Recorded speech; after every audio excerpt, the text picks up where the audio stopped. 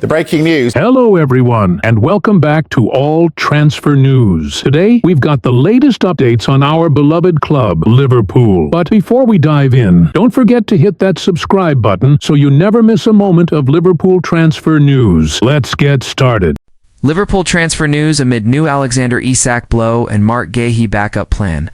Liverpool's transfer window could be facing a significant twist, with fresh reports suggesting their pursuit of Alexander Isak has suffered a setback, while interest is quietly intensifying in a potential alternative to Marc Guehi.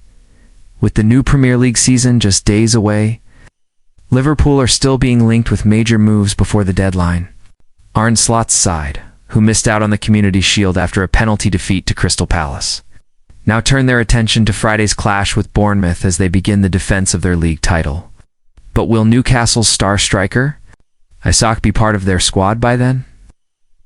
The latest updates from St. James Park suggest that might be wishful thinking for Liverpool fans, and perhaps even for Virgil van Dijk, Alexander Isak staying put at Newcastle.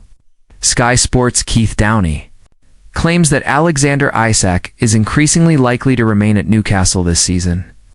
The Magpies are reportedly struggling to find suitable replacements in the striker market, especially after failing to secure Benjamin Zarko for Isak to move. Liverpool would need to return with a fresh and substantial offer, with just 3 weeks left before the window closes. Time is running out. While that pursuit remains uncertain, Liverpool appear to be stepping up their interest in an 18-year-old Parma defender Giovani Leoni, according to Fabrizio Romano and Sky Germany's Florian Plettenberg. Leoni is firmly on the Reds' shortlist. He could become a serious option if a move for Marc Guehi collapses. Several leading Serie A clubs are also chasing the teenager, but Liverpool are believed to be quietly advancing negotiations in the background. Parma are said to be demanding at least $46.5 million, a fee that may deter some suitors. Marc Guehi. Palace open to talks. Liverpool remained keen on Crystal Palace captain Marc Guehi, who is now into the final year of his contract. Palace chairman Steve Parish has admitted that the club may have to sell if no agreement on a new deal is reached. Guehi signed from Chelsea for £20 million in 2021. He's made 156 appearances for Palace and was a central figure in their historic FA Cup triumph last season, a 1-0 win over Manchester City at Wembley. That victory also set up a Community Shield clash with Liverpool, which Palace won on penalties. Speaking after that match, Parish admitted the risk of losing Guehi for nothing next summer is a problem.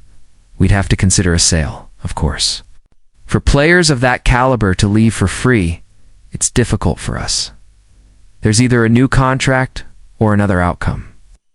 A fee of around £40 million is being discussed, with Chelsea entitled to 20% of any profit, which Palace previously rejected. Approaches from Newcastle and Tottenham. Parish has made it clear that while they'd like to keep him, any deal would need to reflect his superstar status. Liverpool's defensive situation. Liverpool's need for another central defender has grown after selling Jurel Quansah to Bayer Leverkusen. With Joe Gomez recovering from an Achilles injury, Virgil van Dijk and Ibrahima Kanute were the only recognized center-backs for the Community Shield. Arne Slot has experimented with Andy Robertson, Wataru Endo, and Ryan Gravenberch in that role during pre-season. When asked about signing a new defender, Slot remained coy. We have numerous options who can play there. I'm happy with the players we have, but like I always say, we'll see what happens. Opinion more business. Needed Evan. If Liverpool somehow managed to land Isak, their summer business shouldn't end there. The Reds have already spent close to £300 million and recouped almost £150 million in sales. Yet gaps remain. The departures of Darwin Nunez and Luis Diaz, along with the devastating loss of Diogo Jota, have left the squad light through the middle. Hugo Ekitike is currently the leading internal option, with Cody Gakpo seen primarily as a left-sided forward. Juventus' Federico Chiesa has also been considered, but his return to Italy remains possible before the window closes. It's clear why. Isak remains so high on Liverpool's wish list. The Swedish striker has netted 44 Premier League goals over the last 2 seasons, but prizing him from Newcastle could cost a staggering £150 million package, including ad-ons.barata, and the football operations team are once again on the lookout for fresh talent. And the latest name to emerge is Brighton. And Hove Albion's promising midfielder, Carlos Baleba. At just 20 years old, Baleba has already made a name for himself as one of Brighton's most exciting young prospects, earning praise for his physical strength, fearless, pressing, and all-action. Mock's two-box style, Manchester United have now formalized their interest. According to sources close to the club, initial contact has been made with Brighton to understand the conditions for a possible transfer. While it's still early in discussions, this move reflects United's increasingly proactive transfer strategy. Get in early, analyze every detail, and be ready to strike at the right moment. The club is seeking clarity on Brighton's asking price, potential sell-on clauses, and flexibility in payment terms. Past experience has taught United to tread carefully. They've seen how Chelsea and Liverpool became locked in lengthy transfer sagas with Brighton over players like Moises Caicedo and Marc Cucurella. This time, the aim is to move decisively, but without unnecessary risks.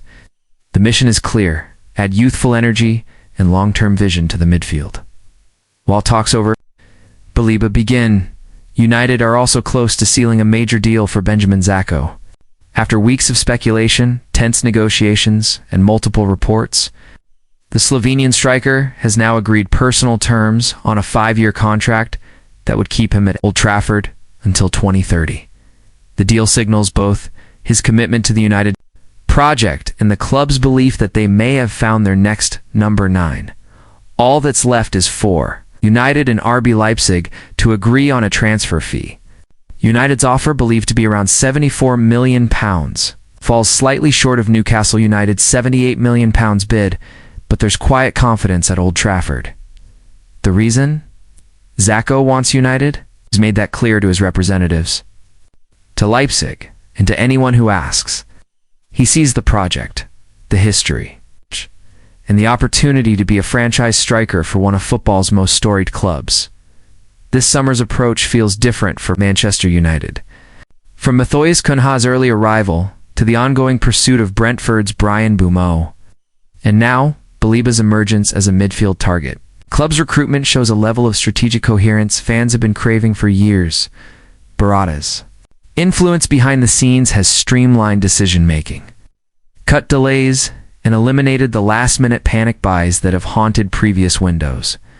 The momentum is building.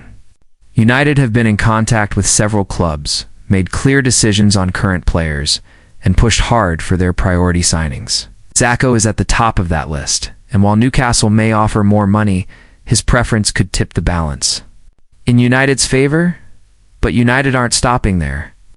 They remain in talks for Mbeumo, having